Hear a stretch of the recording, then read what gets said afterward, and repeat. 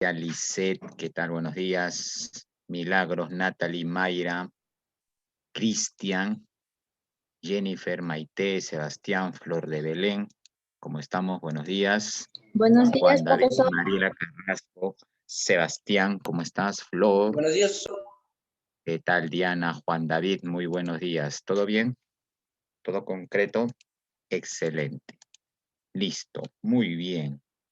Estamos ya entrando a la quinta semana. 3 semanas más y esto se acaba, el ciclo verano.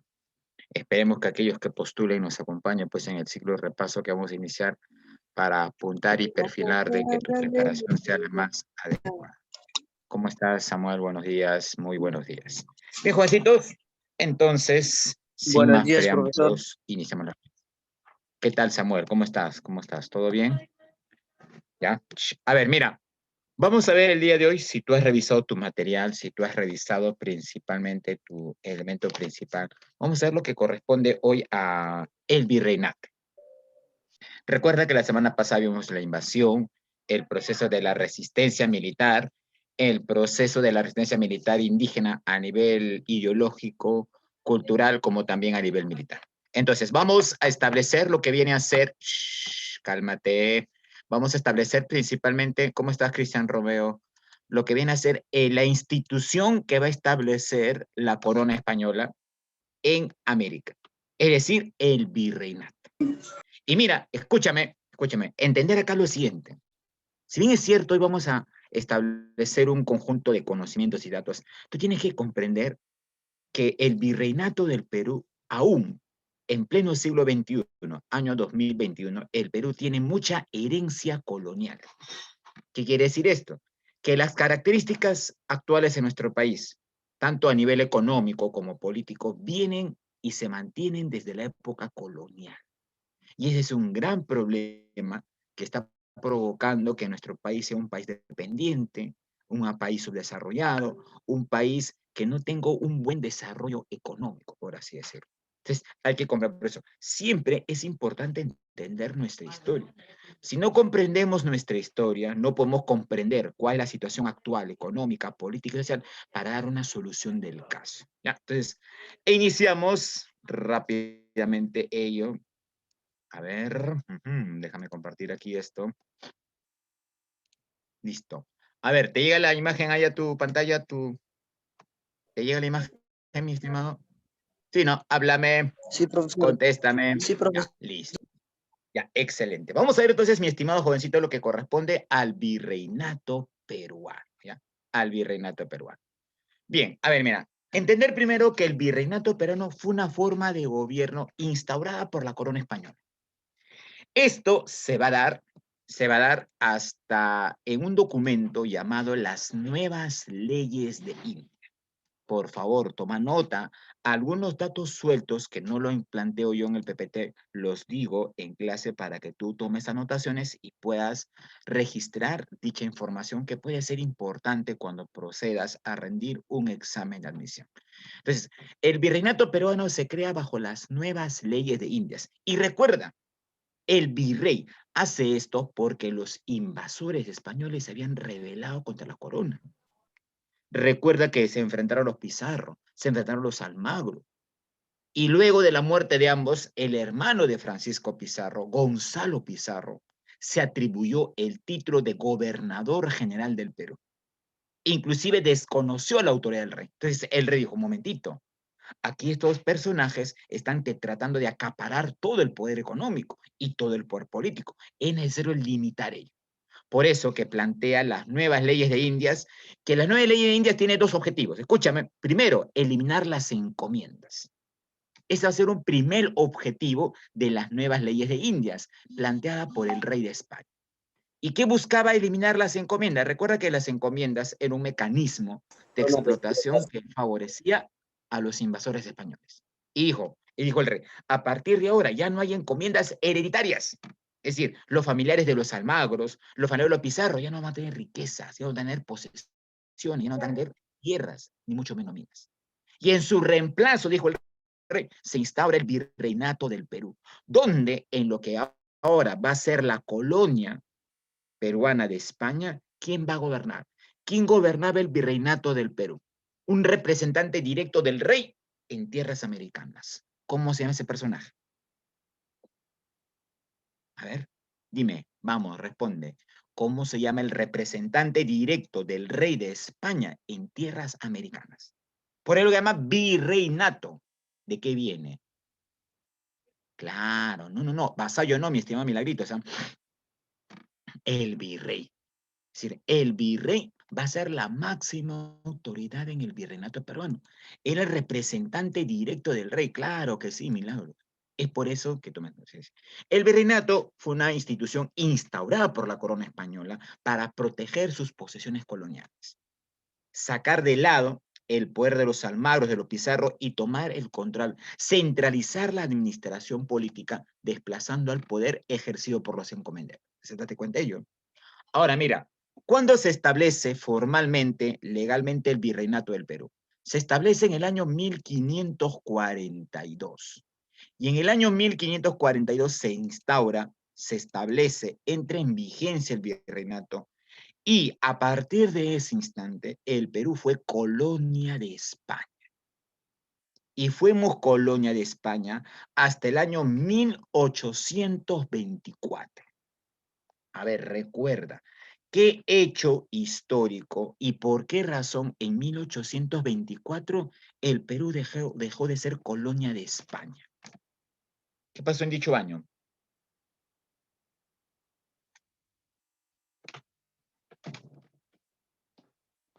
¿Qué pasó en 1824, jovencito? ¿Qué hecho histórico ocurrió en nuestro país? Por la cual el Perú dejó de ser colonia de España, dicen.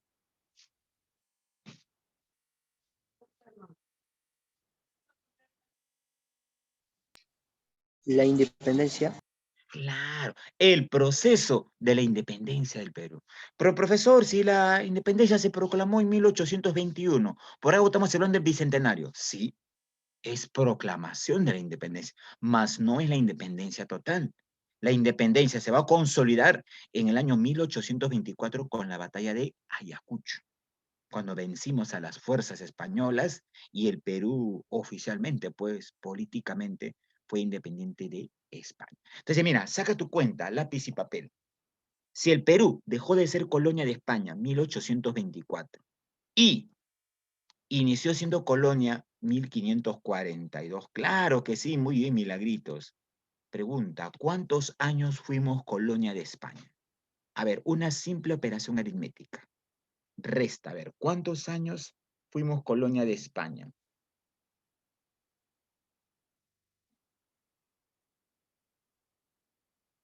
Ah, háblame, respóndeme. ¿3 años? No, mira, saca tu cuenta. Resta 1824 282. entre 282. Muy bien, Tuanama. Claro, mira, 282 años el Perú fue colonia de España, es decir, casi 3 siglos.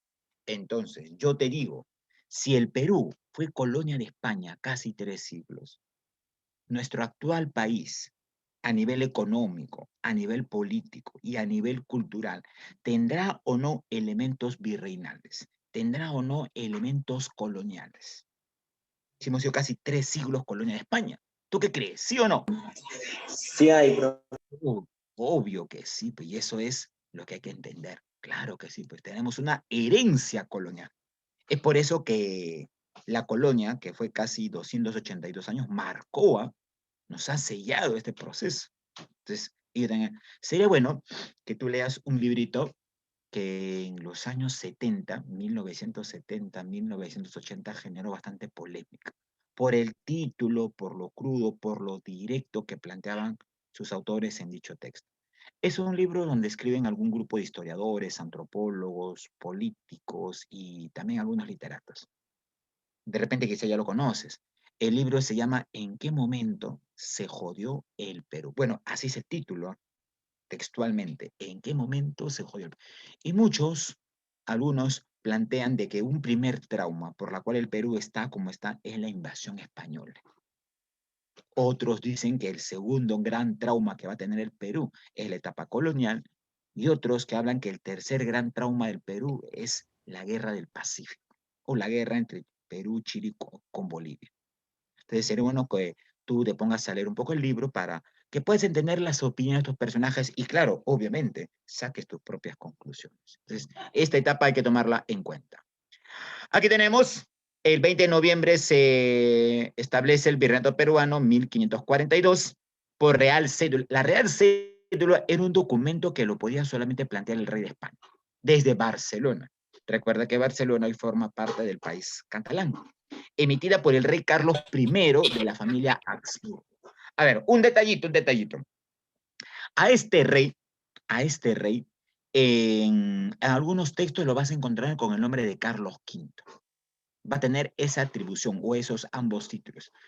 ¿Y por qué como Carlos I o Carlos V? Porque en ese entonces, en Europa, las monarquías españolas trataban de buscar mejores alianzas políticas y se casaban con otras dinastías. Por ejemplo, el rey Carlos I de España, también conocido como Carlos V, se va a casar o va a formar parte de la dinastía Habsburgo, que era de procedencia alemana. Entonces, aquí los reyes españoles se causaban con reyes austriacos, alemanes, o en todo caso franceses, un poco para buscar la mejor alianza política y consolidar su poder en ese entonces. Es por ello que tiene este título de la familia Habsburgo. A ver, causas de su creación. ¿O cuáles van a ser las causas u objetivos, profesor, de la creación de dicho virreinato? Entre las causas o el objetivo de la creación están las siguientes. Primero, lo que buscaba España era asegurar el control de las materias primas, de la gran cantidad de recursos económicos que tenía el Perú, las ingentes o grandes cantidades de oro y plata. Recuerda que en Europa, en estos mismos años, ¿qué sistema económico se estaba desarrollando? Esclavismo, feudalismo, capitalismo. Habla, ¿qué sistema económico estaba desarrollando en Europa en este contexto? El mercantilismo, claro que sí, Nicole. El capitalismo mercantil. Una Feudalista, característica capitalista, principal del capitalismo mercantil, escúchame, es el desarrollo del comercio a gran escala. Y era establecer la acuñación de monedas que pudieran hacer más flexible, más dinámica, más rápida el comercio entre Europa y las Indias Orientales, de la cual se dan las especies, recuerda muy bien. Ahora, si se requería ¿la moneda en qué materiales se fabrica? En ese entonces, estamos hablando del siglo XVI, siglo XVII. ¿De qué se fabricaban las monedas? Obviamente no de papel, pues, ¿no? Eran de oro y plata. Por eso, oro y escúchame, cobre. grábate una idea. Oro, plata y cobre, pues, ¿no? Obviamente. Entonces, el oro y la plata que se saqueó del virreinato peruano, porque el virreinato peruano va a ser uno de los más ricos en ese entonces, el oro y la plata que se saqueó del virreinato peruano sirvió para el desarrollo del capitalismo mercantil de las grandes potencias europeas.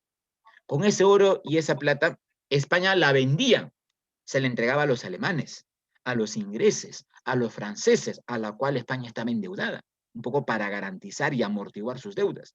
Y con ese oro y esa plata, siglos después, España, Inglaterra, Francia, Alemania, iniciaron su despegue económico, gracias a los recursos saqueados del Perú.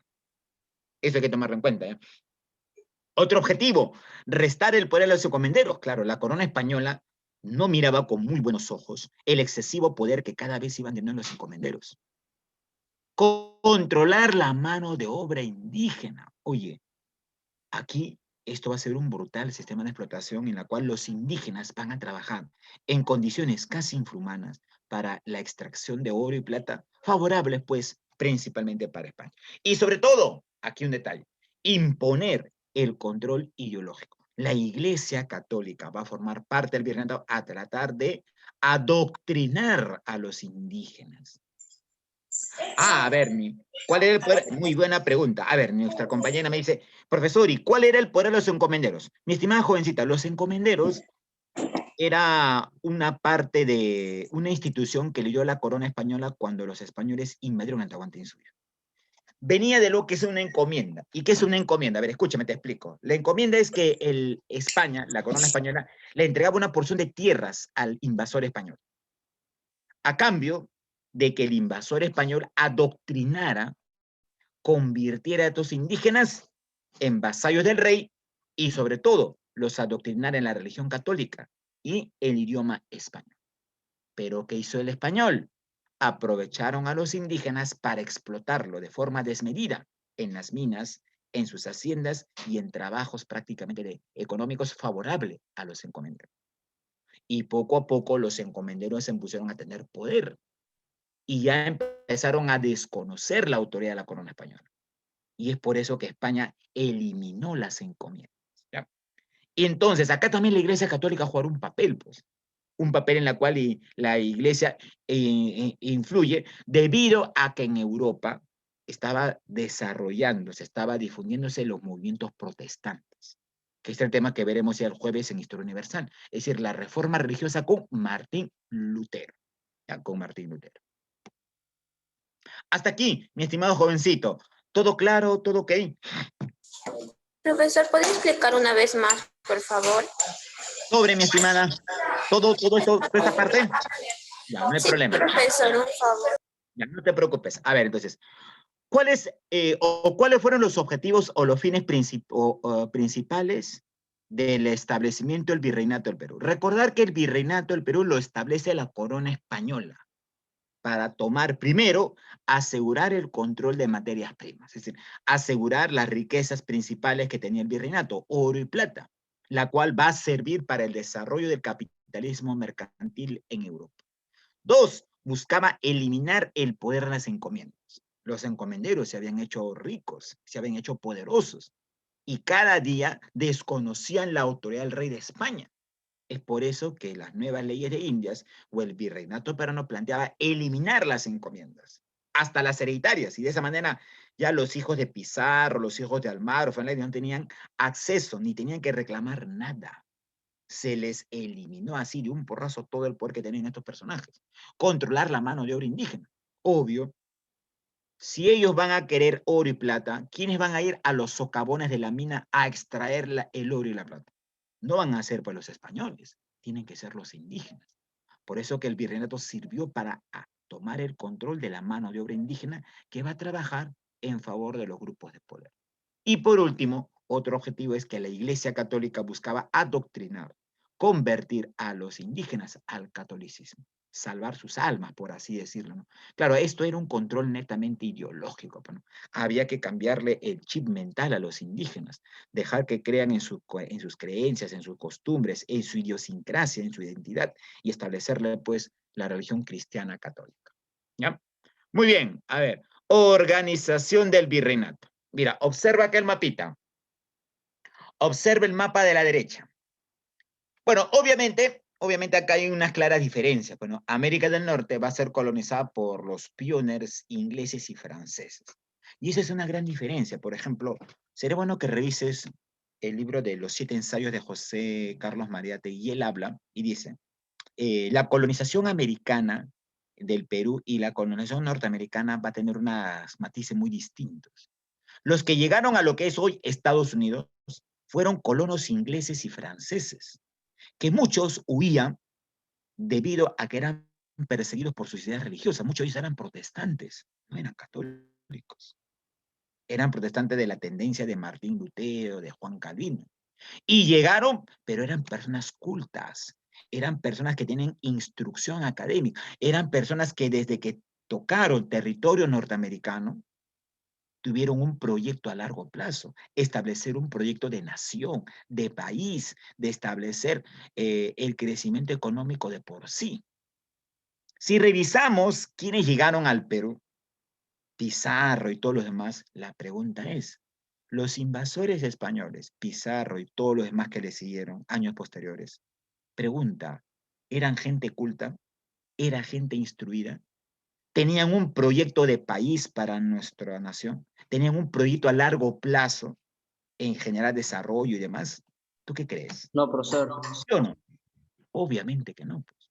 Se cuenta que Pizarro era una persona ignorante. Los que llegaron era la clase menos instruida. Solamente vinieron a saquear, a ambicionar.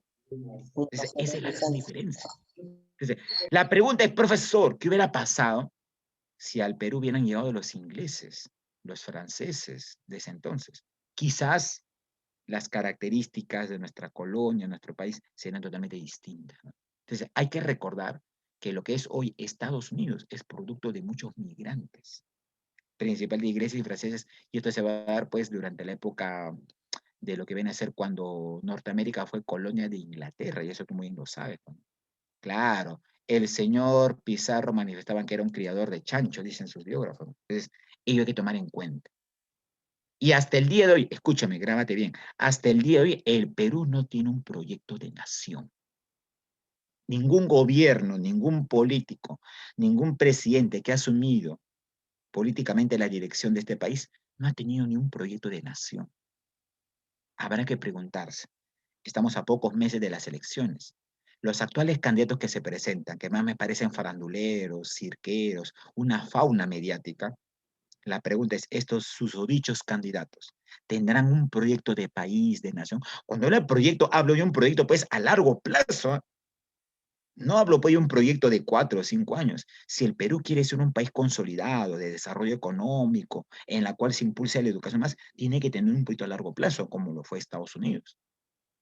Es por eso que Estados Unidos explica dicho proyecto en ser hoy la potencia económica, obviamente bajo los matices del capitalismo, porque todos ingleses y franceses tenían esa visión, pues, de establecer y consolidar el capitalismo para que Norteamérica se desarrolle como país. Entonces la pregunta es, ¿nuestros políticos actuales que aspiran a la presidencia hoy tendrán un proyecto de nación? ¿Tendrán un proyecto de país? ¿Tendrán un proyecto a largo plazo buscando las mejores de país? Bueno, creo que la respuesta y las conclusiones ya tú las sacas, ¿no? Ya habrás escuchado las propuestas de estos susodichos candidatos, que por cierto, hasta el momento nadie me convence y voy a hasta el último instante definir por quién Usted encabezar. lánzate, profe. No lo creo, vamos a ver eso. Ahora mira, observa imagen de derecha.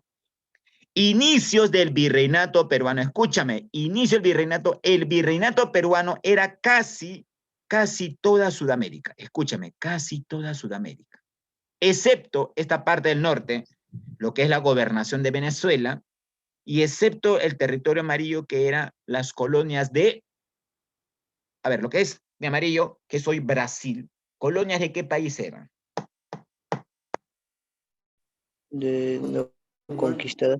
Pero ¿de qué país eran colonias? Estas tierras, que es hoy el Brasil. Brasil, colonia de qué siempre fue, ¿de qué país? Rival en ese entonces de España. Pegado a España. De Portugal. Pues por eso hablan portugués, pues.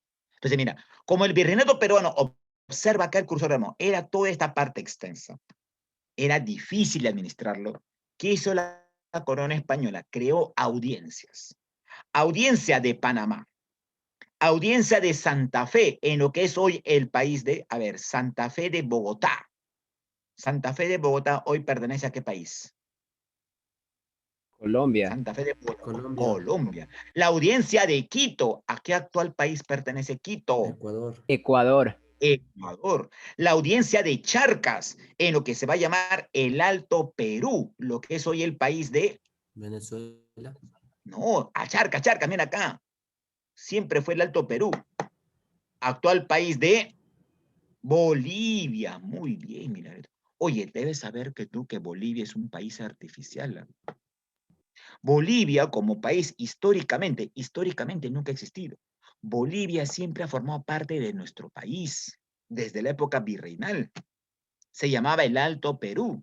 Por eso que Perú y Bolivia tienen una misma idiosincrasia, costumbres, idioma, historia, tradiciones muy similares.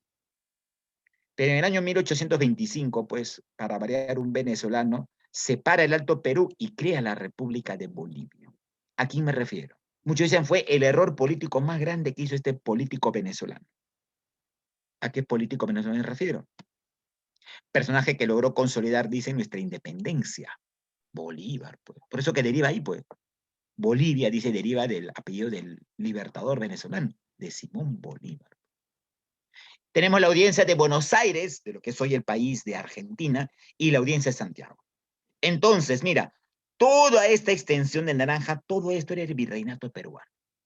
¿Hasta qué año, profesor? Hasta aproximadamente el año 1780. En el año después de Ajá, claro, el Perú era toda esa parte extensa, pues. 1780, todo esto, lo que era el virreinato, pero se desintegra. ¿Y por qué? Porque en 1780, el tema que veremos quizá en otra clase, hubo una gran rebelión indígena que remeció todo el virreinato peruano. Va a ser conocida como la más grande rebelión indígena de Perú y de toda Sudamérica. ¿A qué rebelión me refiero? 1780. ¿Quién se levanta en armas en contra de los abusos de la corona y del virreinato? ¿Quién? Tupac Claro, Amaru. Tupac Amaru II. Pues. Y Tupac Amaru, la rebelión que generó, oye, tuvo notables consecuencias. ¿No? Entonces, ¿qué hace el rey de España? Establece las reformas borbónicas. Este virreinato se divide, se desarticula y se forman nuevos virreinatos. La audiencia de Santa Fe y audiencia de Quito, que señala acá, van a dar conformación al virreinato de Nueva Granada. La audiencia de Charcas de Buenos Aires van a dar a lo que va a ser el virreinato del Río de la Plata. En Chile se crea una capitanía general y en Venezuela una capitanía general, debido a que eran zonas muy rebeldes y es un militar el que va a tomar la decisión. Entonces, y a partir del año 1782, el virreinato, que era una extensa zona, se divide en los virreinatos que temen con las reformas borbónicas. ¿Ya? Entonces, ello hay que tomarlo en cuenta. Este personaje es clave en el virreinato peruano. Es el señor Francisco de Toledo.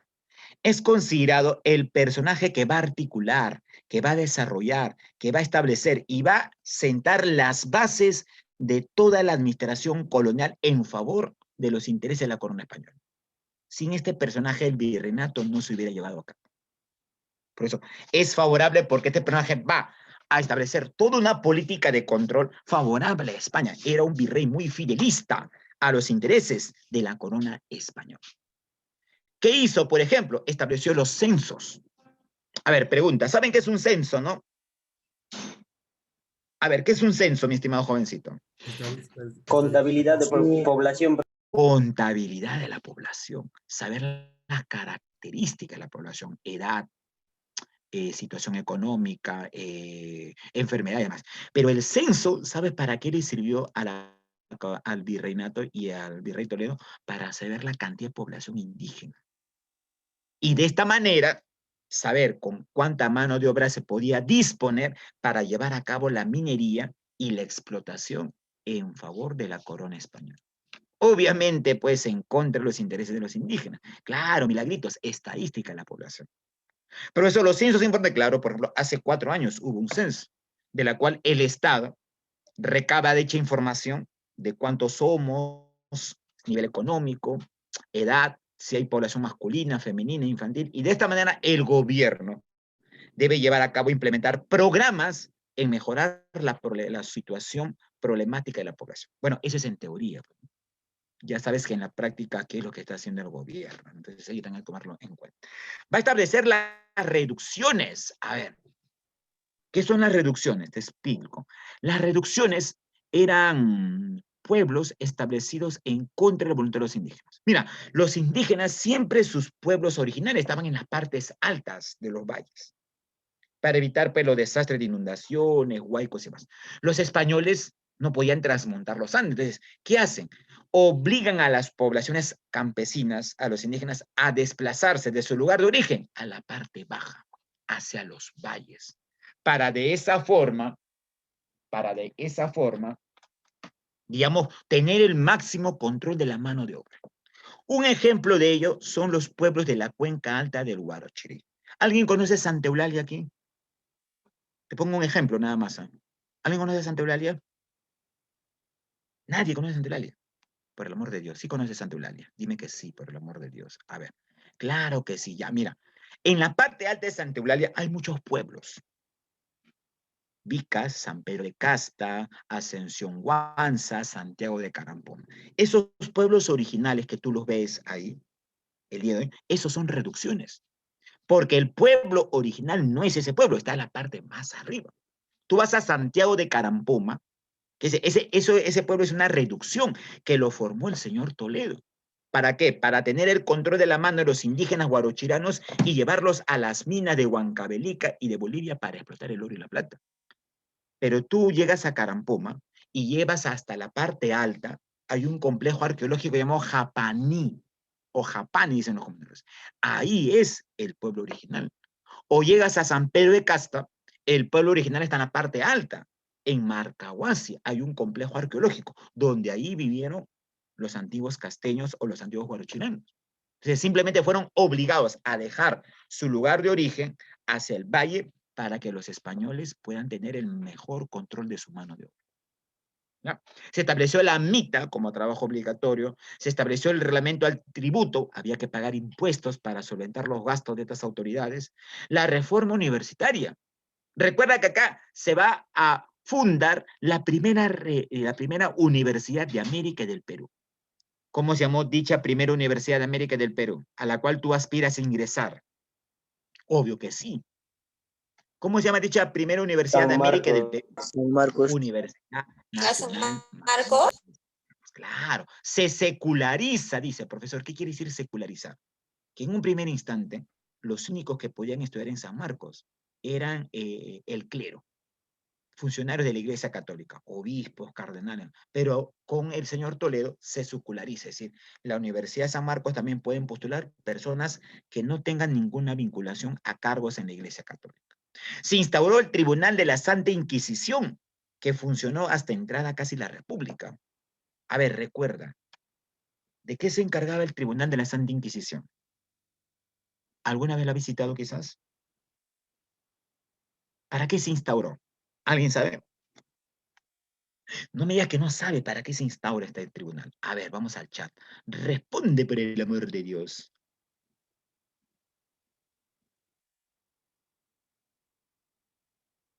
Ah, ya. Listo, muy bien, entendido. Mira, escúchame. El Tribunal de la Santa Inquisición, mi estimado jovencito, va a tener en cuenta lo que es supuestamente perseguir a los herejes o aquellas personas que cuestionaban los dogmas de la Iglesia Católica. Recordar que la Santa Inquisición en Europa mandó a quemar a muchas personas. Fueron quemadas muchas personas. Por ejemplo, recuerda quién fue Giordano Bruno. Si tú revisas en la historia quién fue Giordano Bruno, fue un gran filósofo que cuestionó las creencias de la Iglesia Católica en ese entonces. ¿Y saben cuál fue la pena de Giordano Bruno? Fue quemado vivo en la hoguera por la Santa Inquisición, debido a que sus ideas cuestionaban los dogmas y las creencias de la Iglesia Católica. Igual, aquí la Santa Inquisición se encargó pues de perseguir, de reprimir a aquellas personas que cuestionaban y criticaban los dogmas establecidos del catolicismo. En el Perú solamente se tiene registro de que una sola persona fue víctima o fue ejecutada por la Santa Inquisición. Y para variar no fue un peruano, fue tengo entendido, fue un francés, el señor Mateo Salado. ¿Y qué hizo Mateo Salado? Se instauró en una huaca que está en San Isidro, que hoy lleva su nombre. Tú vas a San Isidro, en la zona más, hay una huaca en la parte interna, donde habitaban los antiguos Ichmay, que habitaban en la parte del Rímac antes de la llegada de los españoles. Y este personaje francés planteó, pues, restablecer los cultos y la huaca andina y restablecer la antigua religión de los Ichmay. Cuestión que le valió para la Inquisición de causarlo como hereje, de ir en contra de las creencias religiosas, y fue ejecutado por la Santa Inquisición. Otras personas fueron torturadas, fueron establecidas, pero hasta donde se sabe, los registros, y eso lo estudió creo el señor Ricardo Palma en sus anales de la Inquisición, no se tiene registrado ninguna otra persona muerta a excepción del señor Mateo Salado. Entonces, ello hay que tomarlo en cuenta. ¿Ya? Entonces, hasta aquí, ¿alguna duda, pregunta? Entonces, este es el artífice de establecer el virreinato peruano en favor, obviamente, de los intereses económicos de la corona española y en detrimento o en contra de los intereses de los indígenas. Hasta esta parte, mi estimado jovencito, ¿alguna duda, alguna pregunta? ¿Todo claro? Mencióname, háblame. ¿Sí, no? ¿Están ahí? Sí, profe. Ah, listo, listo, ya. Contesta, por favor. Sí, profesor.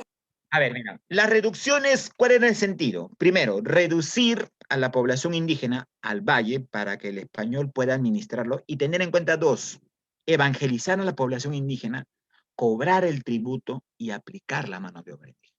Tú sabes muy bien que aquí la ideología va a ser preponderante. Es decir, había que mantener el control ideológico sobre los indígenas para mantenerlos sumisos, para mantenerlos obedientes, para mantenerlos como si fuesen títeres de acuerdo al sistema virreinal colonial que se buscaba imponer. Por eso que la religión católica planteaba la resignación total del indígena que debía someterse a todo ello, ¿no? En estas reducciones habían pueblos para indígenas, eran pueblos amurallados, existían murallas que no permitían que los indígenas salgan más allá de estos muros y de esa manera también tener el control del tributo. Oiga, se cuenta que los indígenas pagaban anualmente 2 tributos. Y como los indígenas no tenían dinero para pagar los tributos que exigía España, ¿con qué crees que pagaban los indígenas si no tenían dinero? Con fuerza laboral. Y jóvenes, aquí los indígenas se lograron endeudar. Y las deudas tuvieron el carácter de ser hereditarias. Cuenta, morían los padres, asumían la deuda los hijos o los familiares más directos en este caso. Entonces, de esta manera, pues, España explotó de forma vil, de forma, digamos, sobreexagerada, la mano de obra de los indígenas, principalmente. Vamos a ver la economía.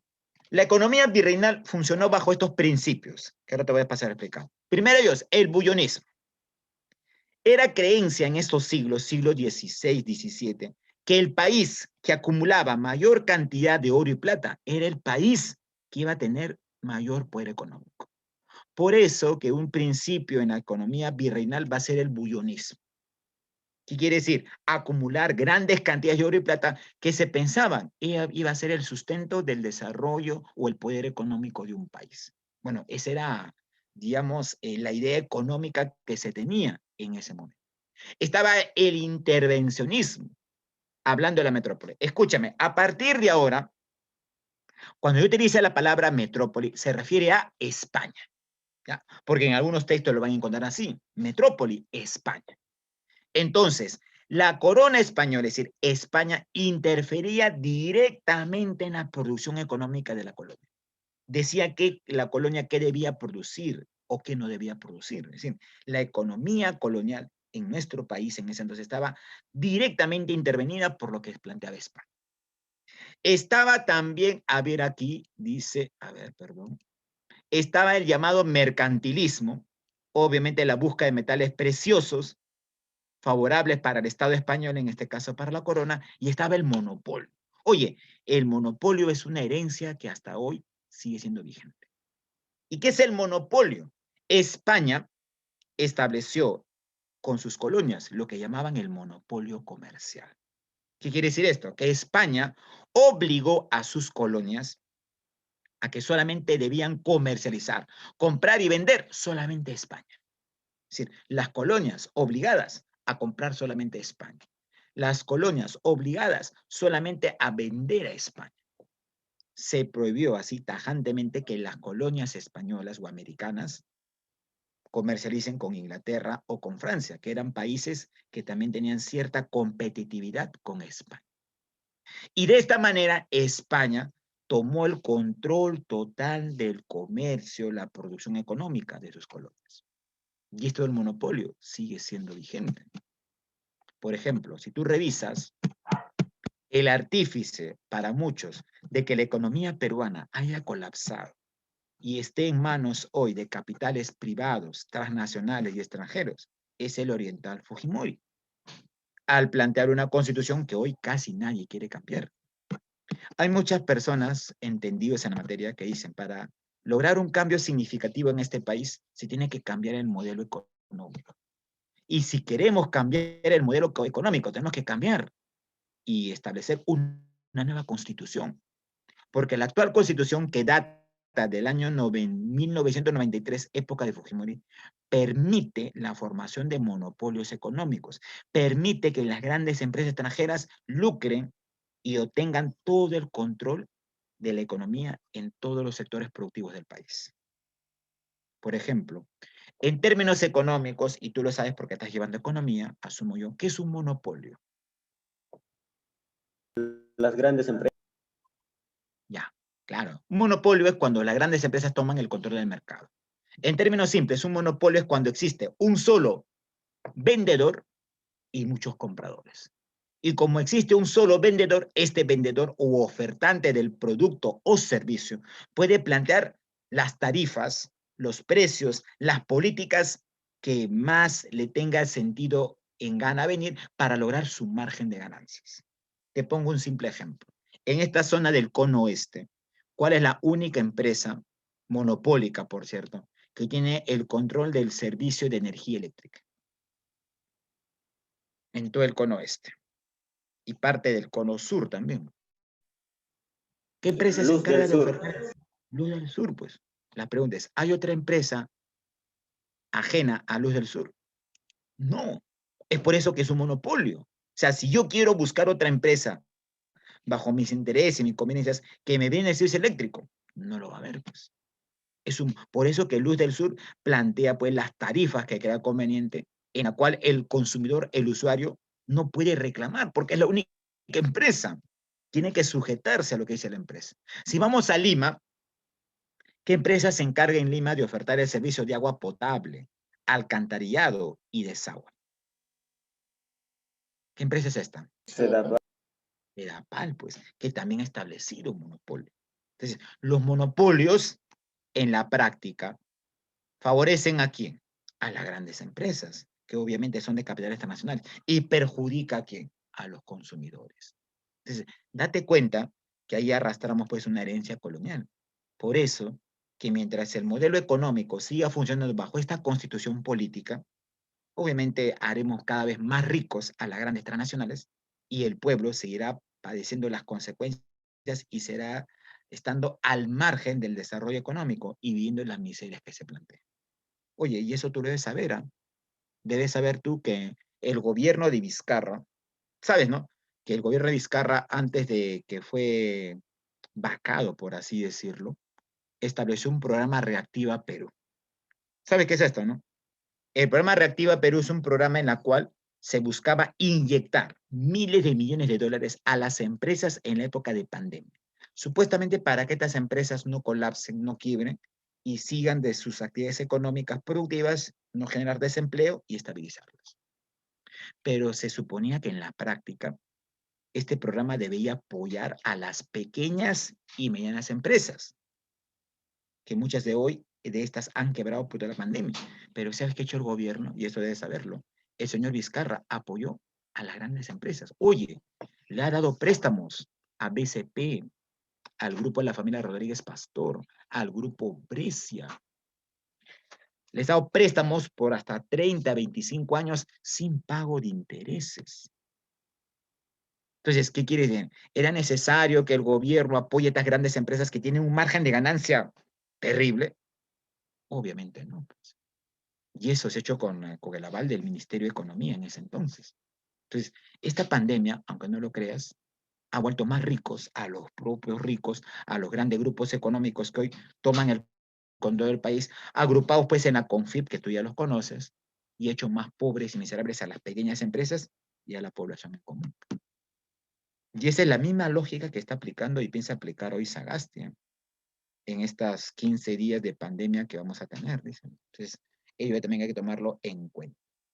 Bien, si el indígena va a ser la principal mano de obra, había que establecer mecanismos de explotación. Y van a estar los siguientes. Está la MITA. Oye, la MITA era el sistema de explotación más brutal en lo que respecta a la colonia. En la colonia. Por ejemplo, había una clase de mita principal, que era la mita minera.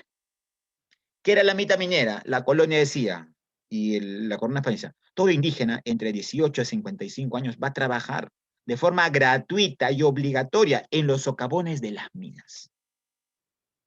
Y esta mita minera fue la tumba de miles de millones, o de miles y hasta casi millones de indígenas que se produjo en un genocidio. Y las estadísticas dicen que cuando los invasores españoles ingresaron al territorio del Tahuantinsuyo, 1532, había un aproximado de 12 millones de indígenas. Termina esta etapa, se inicia la etapa republicana, 1824, quedaron solamente 2 millones de indígenas. Es decir, en casi 280 años fueron muertos más de 10 millones de indígenas. Y algunos manifiestan que esto fue producto de la explotación de la mitad minera. Mira, hoy nuestra economía también se basa en la minería. Pero si tú sabes muy bien, hoy cuando uno ingresa a un socavón, porque las minas están en los socavones, ¿no?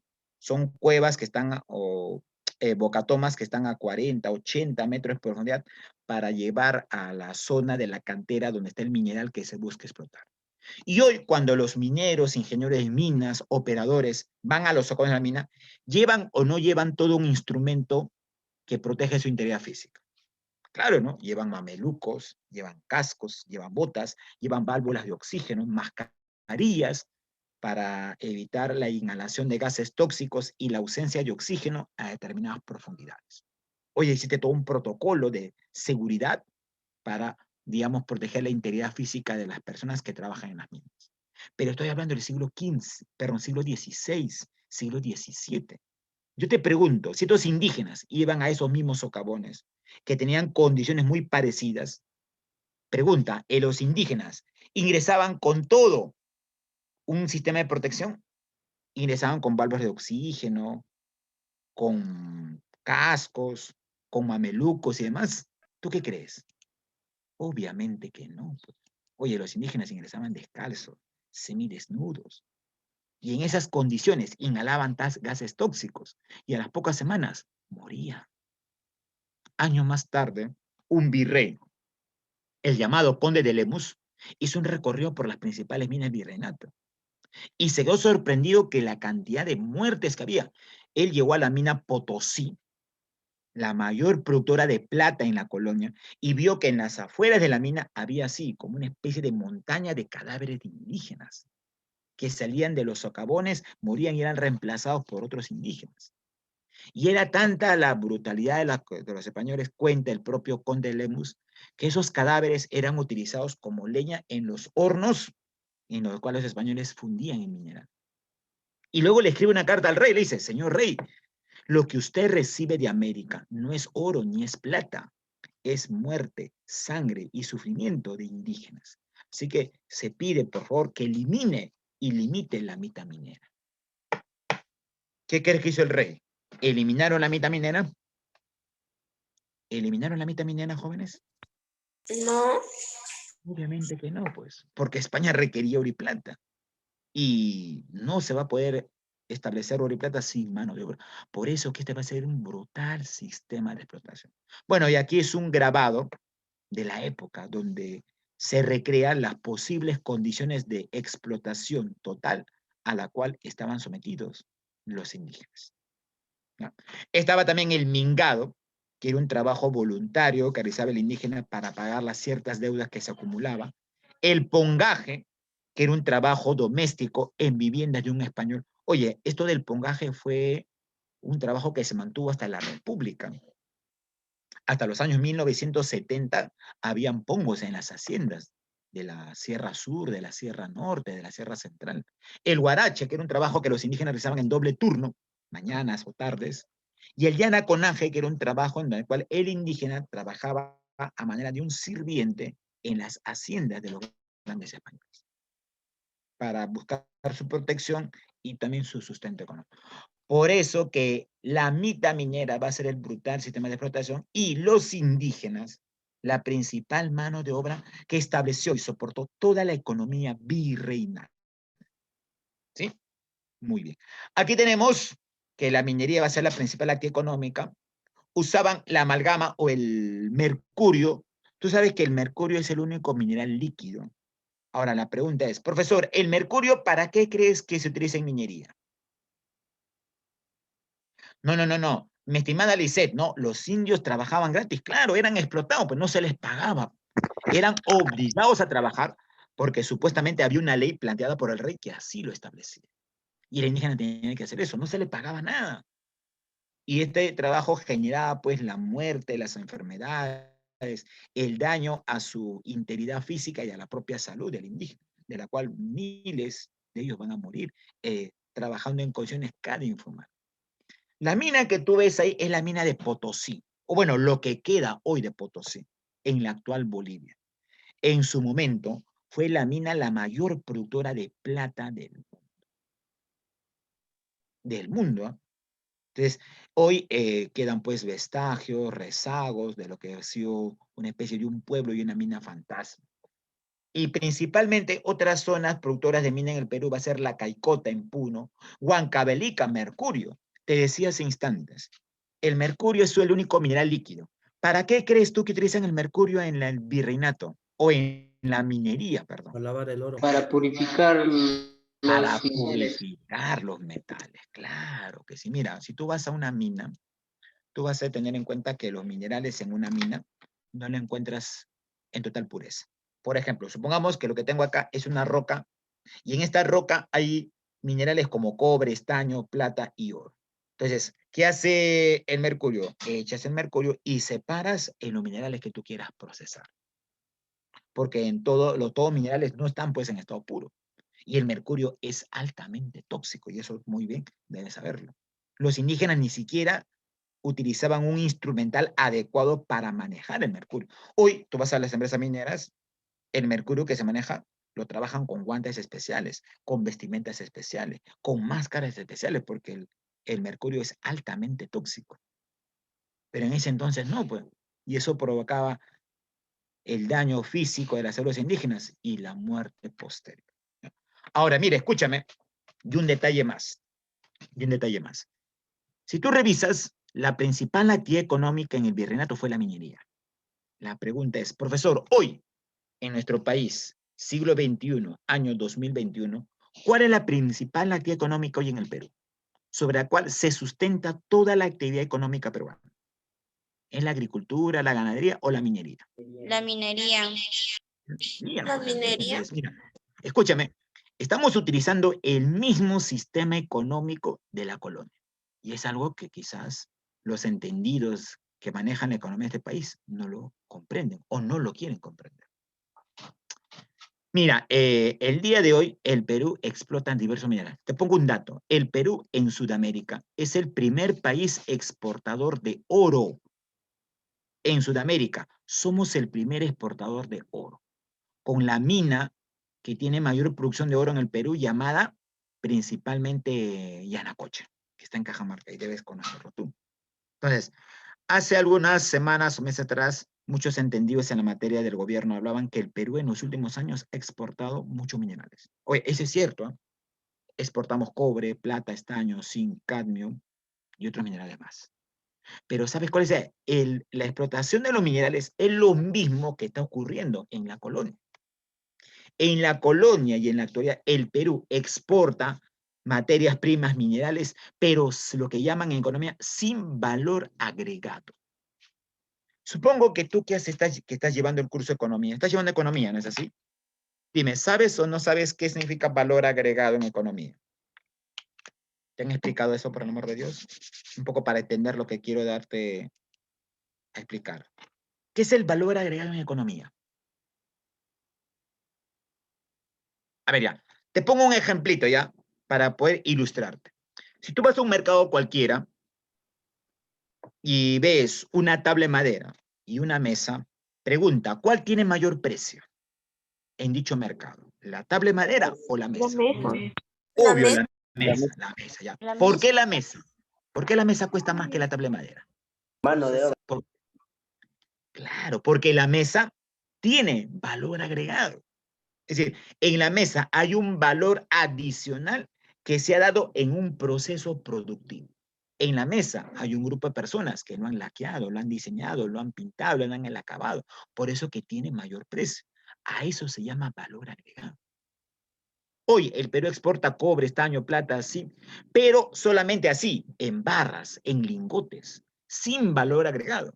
¿Y a quién le vendemos? A China, a Japón, a la Unión Europea, a países altamente industrializados como Corea y otros más. ¿Y qué hacen esto? Estos personajes que tienen la tecnología y el aparato económico lo transforman, le dan el valor agregado y lo convierten ¿en qué? En maquinarias, en herramientas, en tecnología, en celulares, en automóviles, en barcos, en aviones, y nos los vuelven a vender, porque el Perú requiere eso. Pregunta, ¿a un mayor costo o menor costo? Mayor costo. Mayor Mayor costo, costo. porque ¿qué? Le dan valor agregado, pues. Le dan valor agregado. Entonces, ¿qué hacemos exportando minerales que no tienen valor agregado? Y cuando estos minerales que yo el Perú exporta, con escasísimo valor agregado, lo vendemos a un alto costo, bajo costo. Bajo costo. Bajo. Bajo costo, pues, Con el bajísimo, bajo costo. bajo. ¿Y esto qué está generando? En conclusión, que el Perú sea un país dependiente económicamente. Dependemos de la tecnología, de las maquinarias que nos dan los países altamente industrializados y desarrollados.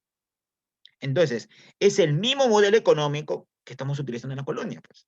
Somos un país exportador netamente de materias primas, sin valor agregado. Entonces, otro sería el cantar si el Perú procesara todos estos minerales, toda esta producción de materia prima y le diera valor agregado. Pero para eso hay que tener industrias, pues. Y lamentablemente en el Perú no hay muchas industrias. Tenemos industria ligera, industria textil, industria de alimentos, industria de cerveza o industria de gaseosas. Pero en este país no se tiene pues industria pesada, no se fabrica automóviles, no se fabrica maquinaria, tecnología. Y eso es a lo que como país debemos apuntar. Si el Perú generara valor agregado, prácticamente seríamos un país que no dependiéramos económicamente, ni políticamente, ni científicamente de las grandes potencias que hoy imponen el ritmo mundial y, digamos, ejercen el control económico del mundo. Y eso el gobierno debe entenderlo, ¿no? O sea, ¿de qué nos sirve exportar materias primas si no tienen valor agregado? Somos más dependientes. Por eso el Perú, entiéndelo, el sistema económico que hoy manejamos es el mismo casi a la colonia, con algunos matices un poco cambiados, pero en esencia es lo mismo. Somos, hoy, si bien es cierto, somos un país, entre comillas, independiente de España, somos un país dependiente a nivel económico. Y creo yo que pesa más la dependencia económica que la dependencia política. Y es la causa por la cual, digamos, el Perú sigue pues en estado de subdesarrollo, atraso, exclusión y todas las consecuencias que venimos arrastrando desde la época colonial, ¿ya? Aquí tenemos el gráfico en el cual se muestra el tráfico comercial. Los galeones españoles, que así se llamaban, partían de Cádiz o de Sevilla, surcaban el Océano Atlántico, llegaban hasta Portobelo, en Panamá, y luego las mercaderías eran llevadas al puerto del Callao. Y del puerto del Callao era llevado a Valparaíso y hasta Buenos Aires. Por eso, escúchame, durante todo el virreinato, el comercio marítimo, el puerto que va a controlar, el puerto que va a centralizar en la producción económica y comercial en el virreinato, era el puerto del Callao. Era el puerto del Callao.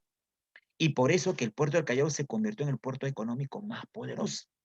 Y eso va a explicar por qué años más tarde, tanto San Martín y Bolívar llegaron al Perú para llevar a cabo la independencia, tema que haremos en la próxima clase. Y vamos a romper con los mitos pues del señor Bolívar y con los mitos que se han tejido sobre San Martín. O sea, San Martín y Bolívar no llegaron a independenciar el Perú por una cuestión solitaria, fueron otros los intereses que los movieron. Y eso lo vamos a explicar. Entonces, esto va a permitir pues que el Callao tuviera un mayor desarrollo económico que ellos. Existía la Gran Armada. La Gran Armada era un grupo de barcos que escoltaban a los galeones españoles en su trayecto desde el Callao hacia España. ¿Y por qué los escoltaban, profesor? Porque cerca al Caribe o en el Atlántico eran asaltados por piratas de barcos o piratas marinos, por así decirlo. Un momentito acá. Perdón, un momentito acá.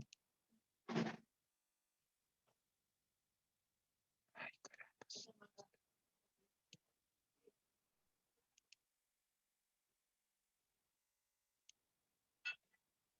Ya, ahí tienes. ¿Qué quiere decir esto? Habían personajes o barcos que generaban el robo o asaltaban a los galeones españoles aquí en el Caribe. Habían dos tipos de asaltantes, estaban los piratas y los corsarios. ¿Cuál es la diferencia entre ellos? Es que el pirata es un asaltante de barcos que asaltaba los galeones en alta mar, pero lo asaltaban a título personal. Robaban y el botín se repartían entre ellos y los que participaban en este atraco, por así decirlo. En cambio, los corsarios eran ladrones de mar que asaltaban a nombre de un personaje, de un rey o a nombre de un estado. Por ejemplo, fue muy famoso en esos tiempos el famoso Francis Drake, un corsario que robaba a título de la corona inglesa. Fue tanto los éxitos que tuvo este corsario inglés que asaltó muchos galeones españoles en el Caribe y en el Atlántico, que el rey de Inglaterra lo nombró Sir, lo nombró caballero. Si tiene referencias que Sir Francis Drake asaltó inclusive 3 veces el puerto del Callao y las grandes riquezas que aquí se tenían, a tal punto que años después en el puerto del Callao se construyó lo que se llama el Real Felipe. No sé si alguna vez has ido al Callao a visitar el Real Felipe. Son grandes muros con cañones que fueron construidos en época colonial para evitar que los piratas y corsarios una vez más traten de asaltar el puerto del Callao, que concentraba pues todo el poder económico del comercio en la colonia en ese tiempo. Aquí tenemos el recorrido de la Armada del Sur, que era un conjunto de barcos que acompañaban a los galeones españoles, llevando las mercaderías directamente a Sevilla, España, o viceversa. Ahora, aparte de esto, los españoles establecieron sobre los indígenas otro mecanismo de explotación, llamado el reparto mercantil. ¿Y en qué consistía el reparto mercantil? Era entregarle, venderle, escúchame, de forma obligatoria productos que al indígena, por su cultura, no lo utilizaba. Y como el indígena era obligado a comprar, lo vendían a altísimos costos. ¿Qué productos? Por ejemplo, paños, sedas, zapatos de tacones, vestidos que traían de Europa, que los indígenas, por su propia concepción cultural, no lo utilizaban. Pero el español le entregaba y le obligaba a que compre y le daban a un sobrecosto. Y como el indígena no tenía dinero para pagar dichas entregas, dichas compras obligatorias, ¿con qué crees que pagaba? ¿Con qué crees que pagaba si no tenía dinero? Trabajo. Con Trabajo. fuerza laboral. Ujú. Iba a ser otro mecanismo más por la cual los españoles o el sistema colonial explotó de forma desmedida la fuerza laboral de los indígenas. Entonces, date cuenta de todo esto. ¿Eh? A nivel social, mira, nuestra sociedad actual tiene una marcada herencia colonial, porque hoy en nuestra sociedad tenemos clases sociales, al igual que en la colonia. Hay estamentos. Y sobre todo, algo que hemos heredado en nuestra colonia es el llamado racismo. Te pregunto, hoy, ¿nuestro país es un país racista o no somos racistas? Son racistas. Sí. Aún sigue continuando en lo que se llama racismo. No se ha dejado del todo que digamos el racismo. Claro, tenemos marcados características del racismo. A ver, entendamos ello, a ver. ¿Qué entendemos por racismo? ¿Qué será para ustedes el racismo? Si ustedes manifiestan que en el Perú hay algunas características del racismo. Por color de piel. La indiferencia que una persona tiene hacia el otro, o sea, es la indiferencia que uno hace sentir a la otra persona. Puede ser por rasgos físicos, color, de piel, también puede ser por creencias evangélicas o religión, ¿no? Claro, muy bien, Mayra, claro. El racismo se explica simplemente bajo la siguiente postura. El racismo plantea que ciertos sectores sociales se creen superiores a otros por su color de piel, por su condición económica, por el lugar que vive o por la forma como tú vistes. Y en nuestro país el racismo ha permitido pues que nos desunamos como país. El racismo es un factor que no permite que este país se cohesione, se articule bajo objetivos colectivos y nobles. Y el racismo es muy marcado, pues. Si no, revisa. A ver, te pongo un caso. Ya. No sé si ustedes han escuchado, pero ha habido varios documentales que se han hecho al respecto. Aquí en Lima. Aquí en Lima hay canales de televisión como la BBC, Londres y otras más que han venido a hacer documentales acerca de lo que se ha llamado, bueno, así se le ha llamado, el Muro de la Vergüenza, que está acá en Lima. ¿Conoces dónde está el Muro de la Vergüenza? Es un muro que se encontró en la parte alta de un cerro que divide dos distritos, La Molina y Surco, y la zona de San Juan de Miraflores, en la zona sur. Es un muro que han hecho la gente rica, adinerada de estos distritos de Surco y La Molina, un muro de casi 25, 20 a 20, de 20 a 25 kilómetros de extensión aproximadamente. De un lado del muro encuentran las clases exclusivas, pues, de la zona de las casuarinas de La Molina, la zona más cara, y de Surco. Casas gigantescas, lujosas, con piscinas, con sus lagunas artificiales, con su cancha de golf y demás. Del otro lado del muro, casas hechas de cartón, de estera, de material precario, donde vive gente pobre. Y lo peor que este muro no permite el paso de la gente de San Juan de Miraflores hacia el otro lado. Entonces, esta gente que hace tiene que bordear casi todo el cerro, más de una hora de caminata para llegar a los paraderos y al lugar destino para ir a su trabajo o centros laborales. Entonces, la pregunta es, este muro que han construido la gente de La Molina y la gente de Surco, ¿tendrá características o fomentará el racismo? Y lo han amurallado inclusive el muro. Obviamente que sí. Muchos dicen que este muro inclusive limita un derecho que está en la Constitución política, que es el derecho a la libertad de tránsito. Entonces, algunos consideran que este muro tiene marcados elementos racistas. Claro, la gente es de la Molina y el Surco ha dicho, no, es un muro por seguridad, dicen. Pero no lo han consultado pues a la gente del otro lugar. No han consultado al municipio de San Juan de Miraflores. Y tú sabes muy bien que en nuestro país no se puede establecer muros ni rejas, porque hay un derecho universal que se llama el derecho al libre tránsito. Entonces, esto es un ejemplo, por así decirlo, para establecer cómo en nuestro país aún sigue algunas conductas marcadamente pues racistas, que es una herencia que arrastramos pues de la época, desde la colonia inclusive. Entonces, ellos tienen que poderlo entender. Aquí tenemos los diversos sectores sociales. Observa. Va a haber una clase dominante, una clase privilegiada, y va a haber una clase explotada, una clase dominada. En la clase dominante van a haber tres tipos de nobleza. Quiero que entiendas bien, ¿eh? La nobleza peninsular, a ver, escúchame, le llaman nobleza peninsular porque todos, esta parte de la nobleza, habían nacido en la península ibérica. Si yo digo que habían nacido en la península ibérica, pregunta, ¿dónde queda la península ibérica?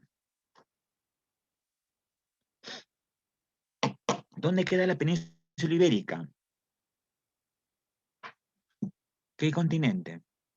Europa, pues hijo.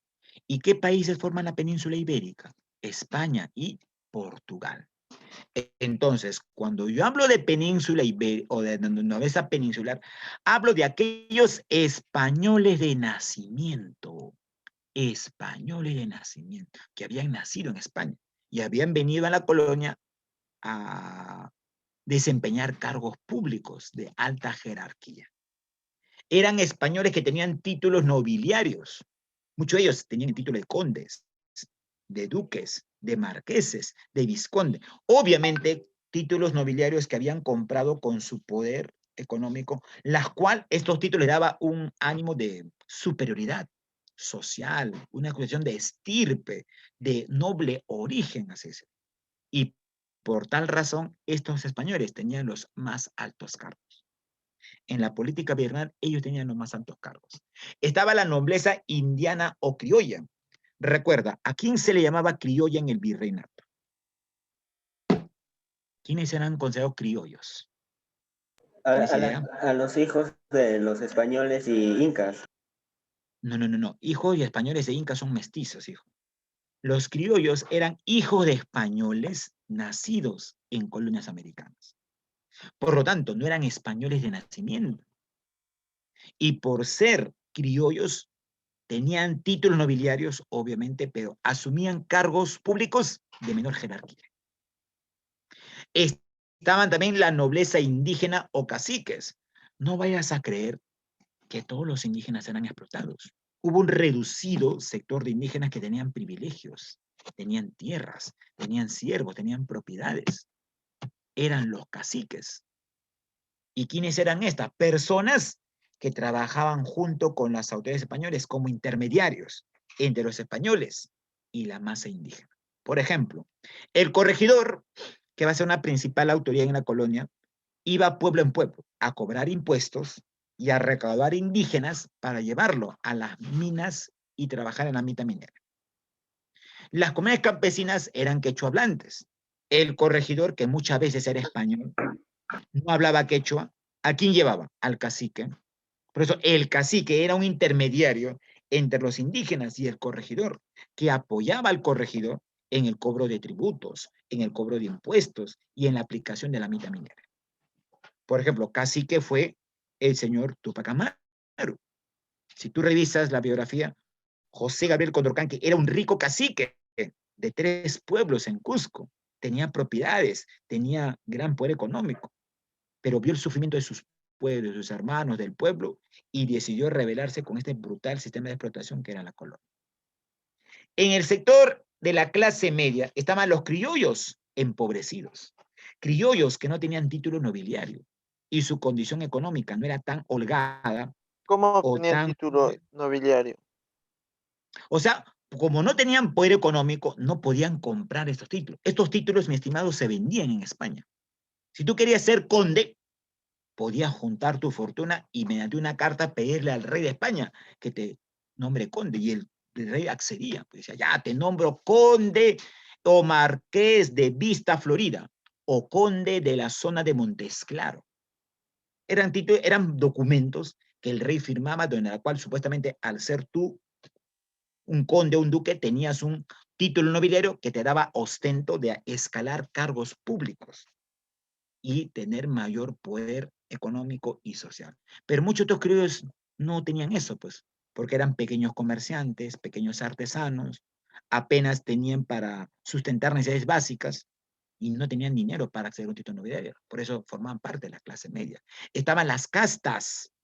Las castas en la colonia era la mezcla de diversas etnias producto del cruce étnico dado en la colonia.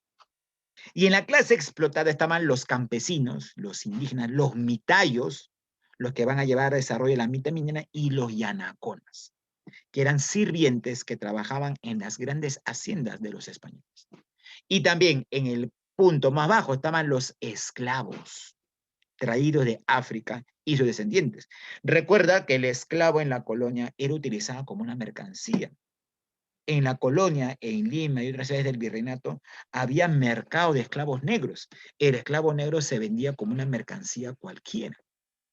Obviamente los esclavos negros mayormente van a trabajar en las haciendas de la costa sur y de la costa norte.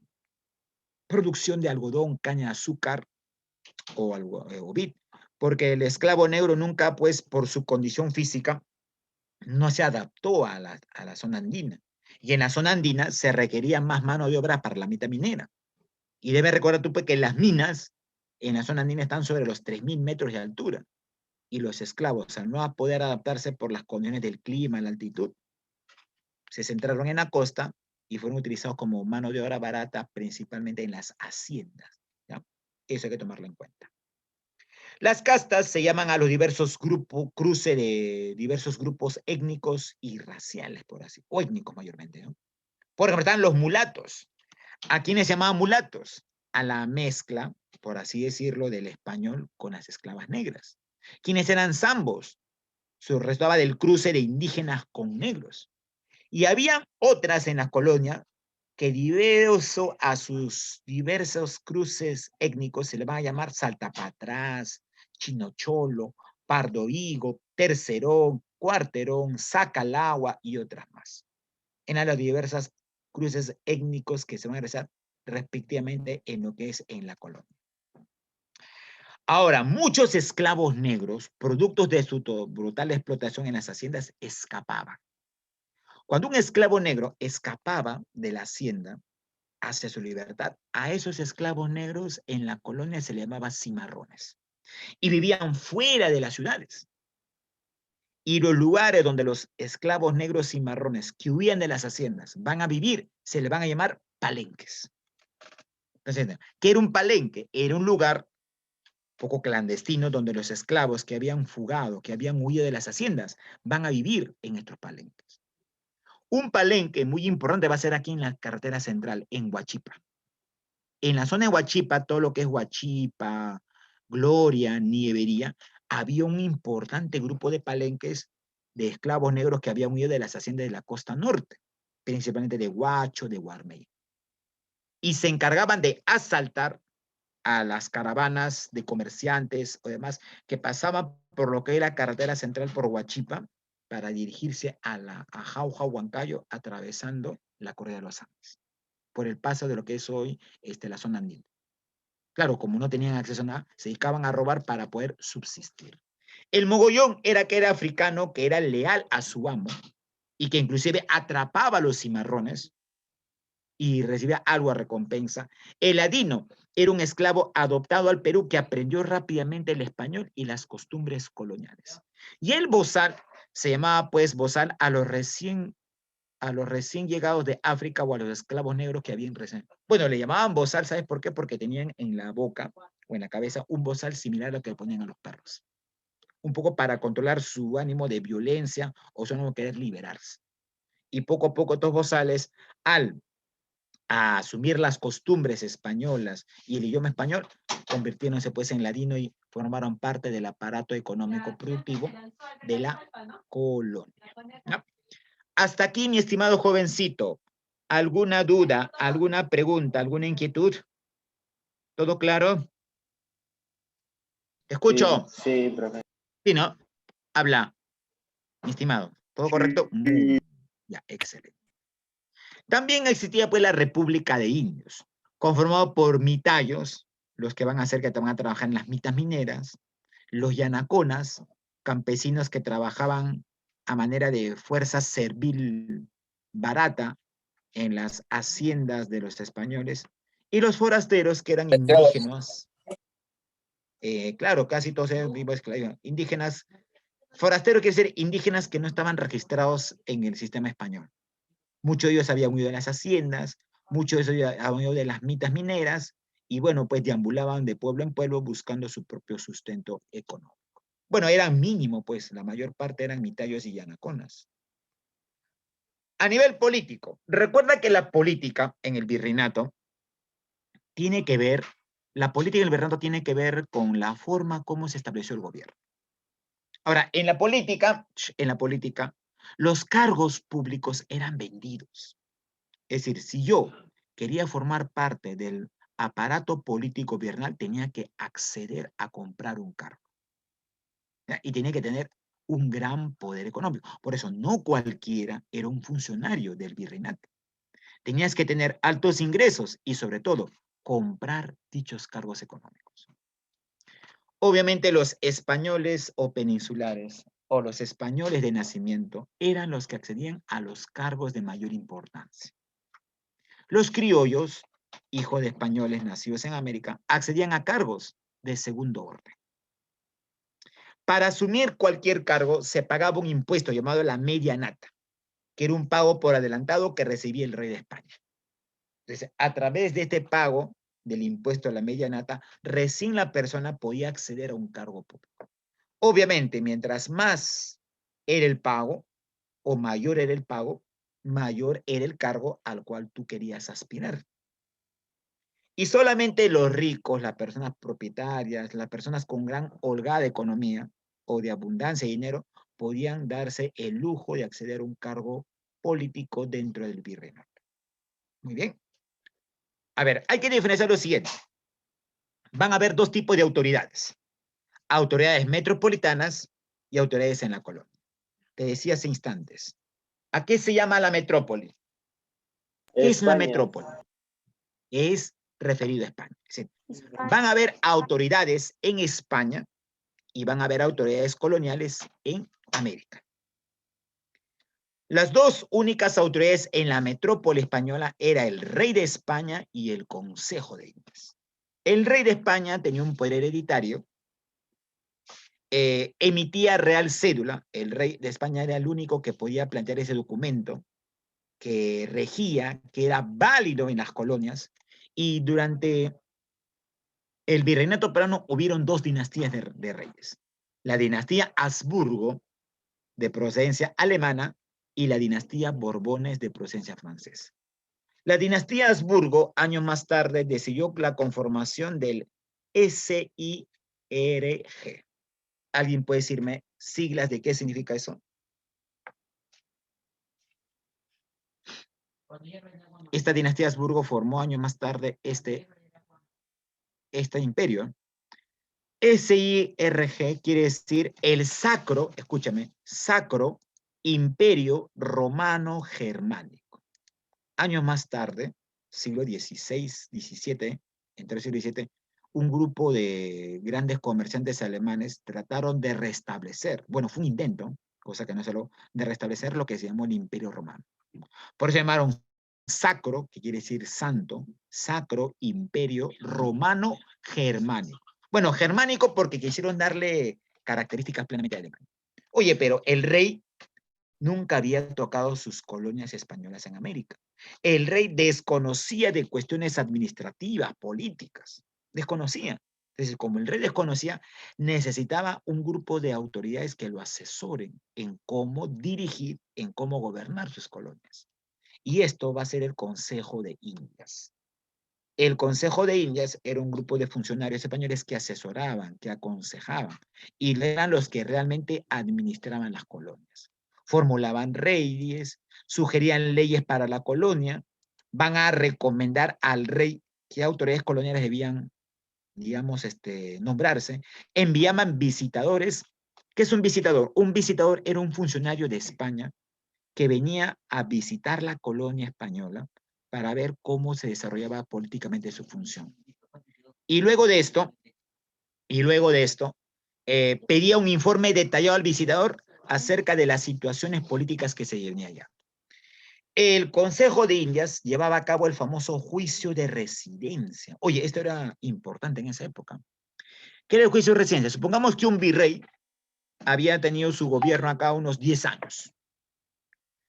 Culminados sus 10 años, el Consejo General le hacía un juicio de residencia, le hacía un juicio de todo su balance, de toda su función como virrey. Y se había hecho una función efectiva, favorable a los intereses de la corona española, obviamente era felicitado, ¿no? Pero si había generado corrupción o mal manejo del poder, era sancionado. Y si la falta era grave, inclusive podía ser encarcelado. Oye, imagínate si aplicáramos el juicio de residencia a nuestros actuales políticos. Claro, eran como inspectores milagritos. Imagínate si aplicáramos el juicio de residencia a los actuales políticos. Congresistas, ministros, alcaldes, qué sé yo. Oye, sería algo interesante y tendremos que construir cárceles porque van a quedar chicas por tantos políticos corruptos que ha generado pues nuestro país. Imagínate, ¿no? Claro, unas Aquí cárceles más, pues, ¿no? Entonces, pero al menos se trataba de hacer, pues, de que estas autoridades rindieran, digamos, unas cuentas directas al Consejo de Indias, que obviamente buscaba garantizar y favorecer los intereses de la corona española. Si estas eran las autoridades en la metrópoli, en lo que viene a ser España, estaban las autoridades coloniales. Estas autoridades estaban en América. En primer lugar estaba el virrey. Imagen central, observa. ¿Y quién es el virrey? El virrey, obviamente, era la autoridad que representaba al rey de España en las colonias americanas. Para ser virrey tenías que tener un título de alta alcurnia, tenías que ser noble, tenías que ser español de nacimiento. La pregunta es, San Marcos lo ha preguntado algunas veces, ¿ah? ¿Saben cuántos virreyes ha tenido el Perú? En todos sus 282 años de colonia, o que fuimos colonia de España. Mira, fueron 40 virreyes. El primer virrey del Perú va a ser Blasco Núñez de Vela. Y pregunta, ¿qué pasó con este virrey? Murió. Fue ejecutado por Gonzalo Pizarro, el hermano de Francisco, que se negó a desconocer las nuevas leyes de India. ¿Y saben cuál fue el último virrey del Perú? José de la Serna, virrey que firma la capitulación de Ayacucho, en la cual reconoce la independencia del Perú. ¿Ya? ¿Cuál va a ser la función del virrey? Velar por el cumplimiento de las leyes de Indias y la riqueza de la corona.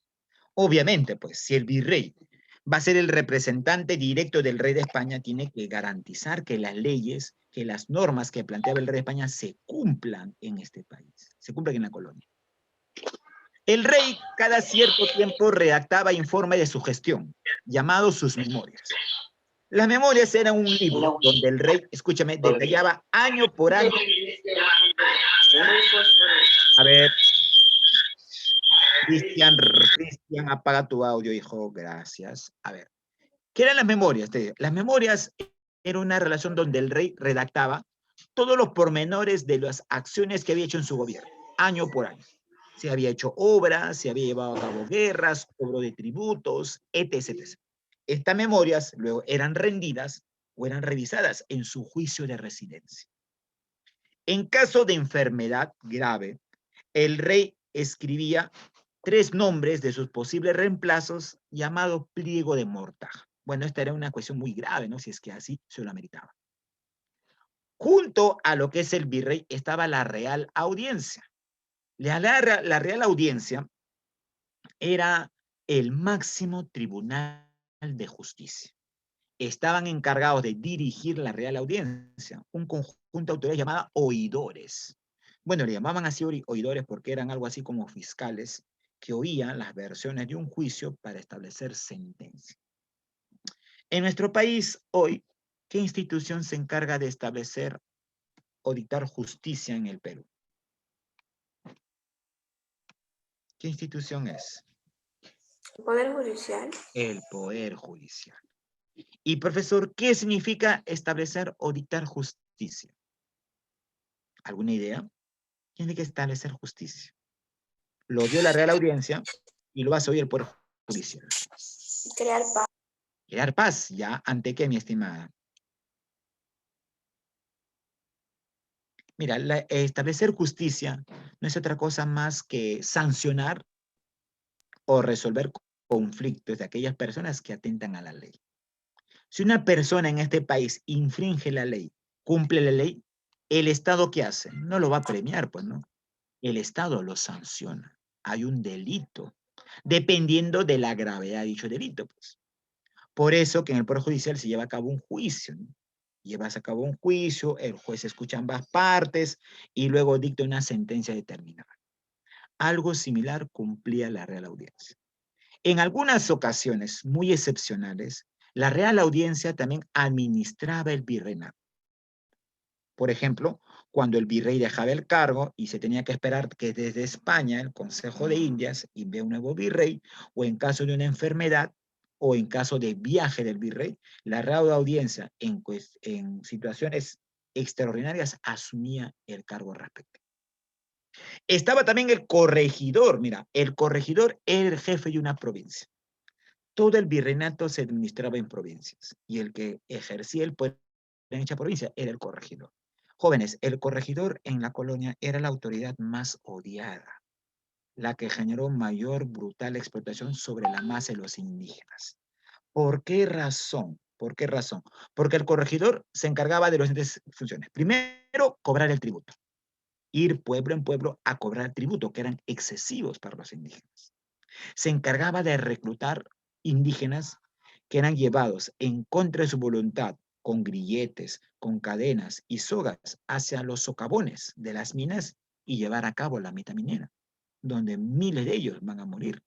Se encargaba de aplicar los repartos mercantiles, esas ventas obligatorias que realizaba el corregidor a los indígenas para endeudarlos.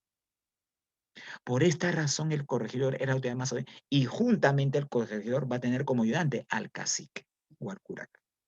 Es por eso que cuando Tupac Amaru se revela años después, Túpac Amaru inicia su rebelión ejecutando, haciendo un juicio popular al corregidor Antonio de Arriaga, que era el más inescrupuloso, que era el más sanguinario, que era el más abusivo de toda la región del Cusco. Le hace un juicio popular y el pueblo lo ordena ahorcarlo y lo ahorca. Y es el inicio con lo cual Túpac Amaru da a sus acciones militares para llevar a cabo la rebelión que remeció todo el virreinato. Años después, este corregidor, anótalo por favor, años después de la rebelión de Túpac Amaru, la corona española decidió eliminar el cargo de corregidor. ¿Y qué se nombró su reemplazo? Las intendencias. Se crearon intendentes. Bueno, en esencia fue simplemente un cambio de cargo, porque el intendente va a tener las mismas funciones que el corregidor. Entonces, pero se cambió, recuerda, después de la rebelión de José Gabriel Condorcanqui y Túpac Amaru, el corregidor se elimina y es nombrado las intendencias o el intendente, que es la autoridad que iba a reemplazar el abusivo trabajo del corregidor. Pero fue un cambio de nombre nada más, de forma, porque en el fondo estas autoridades seguían explotando, seguían maltratando y seguían aprovechándose pues de la mano de obra barata de los indígenas. La única institución colonial, virreinal, que subsiste, que perdura hasta la presente fecha, es el Cabildo. Y pregunta, profesor, ¿el Cabildo con qué institución actual habría que relacionarla? Que persiste hasta la fecha. A ver, tienes ahí, mira. El Cabildo, dice, se encargó de la administración de las ciudades. No. Los alcaldes. Los alcaldes, pues claro. Los cabildos son hoy lo que es los municipios. Se Las gobernaba la ciudad. municipalidades, claro. Mira, ¿por qué? Porque la razón es simple, mira. La alcaldía o un municipio se encarga de la administración de una ciudad. Su cuidado, su ornato, su seguridad, su limpieza. En la colonia, el cabildo tenía esa función. Por eso que el cabildo se encargaba de administrar una ciudad. El cabildo tenía un burgomaestre o un alcalde. Y junto al alcalde tenía un grupo de regidores, que son personas que lo iban a apoyar en el gobierno del municipio. Hoy, cualquier alcalde en cualquier distrito o provincia del país, ¿tiene o no tiene grupo de regidores que lo apoyan en el gobierno? Sí. Claro que sí. Inclusive, cada cierto tiempo, el alcalde, bueno, eso dice la ley, debe convocar a un mecanismo que hoy se llama cabildo abierto. Bueno, algunos municipios lo han hecho, no todos. ¿Y qué es el cabildo abierto? El cabildo abierto es cuando el alcalde llama a toda la población a una reunión general, a los representantes de cada vecindario. Tú sabes que en cada vecindario hay un presidente, entonces llama a todos ellos para mostrar el proyecto que tiene el alcalde en los próximos años y también que estos vecinos puedan participar, puedan opinar y puedan decidir en las futuras obras de la alcaldía. A eso se llama cabildo abierto. Y esta costumbre del cabildo abierto que hoy lo manejan algunos municipios viene desde la época virreinal. En la época virreinal, por ejemplo, existía el cuerpo de serenos. ¿Y qué eran los serenos? Personas que con lámparas alimentadas por sebo o por grasa deambulaban por las calles limeñas estableciendo la seguridad y evitando pues los llamados robos, asesinatos y demás. Similar a lo que tienen hoy los municipios con el cuerpo de serenazgo. Todo municipio hoy tiene su cuerpo de serenazgo, que tiene una acción disuasiva frente a limitar o neutralizar la inseguridad ciudadana que vive en nuestro país.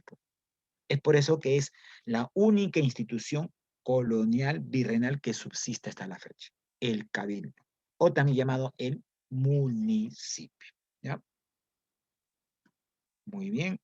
Entonces, hasta aquí hemos terminado esta parte. ¿Alguna duda, alguna inquietud, mi estimado Juan? Por cierto, si tú revisas la plataforma, todos los PPTs que hemos visto en clase ya están colgados ahí. ¿Eh? ¿Te ha dado tiempo de revisarlo? ¿Lo has descargado?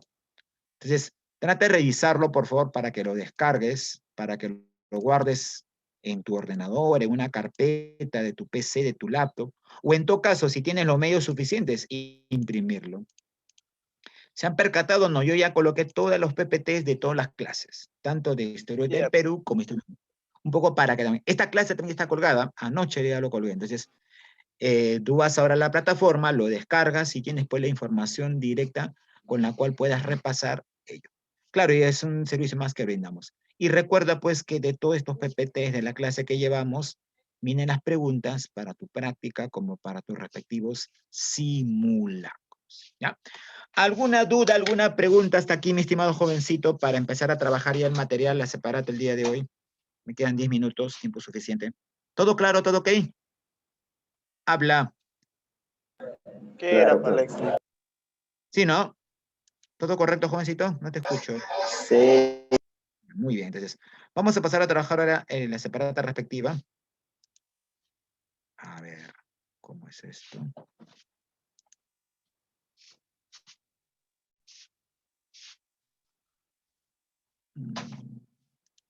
Ya. A ver, aquí tenemos. A ver, ¿cómo?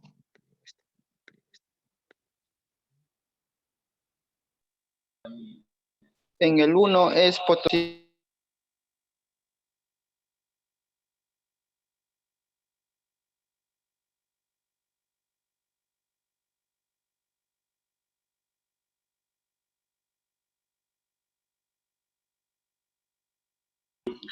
Uno es la C.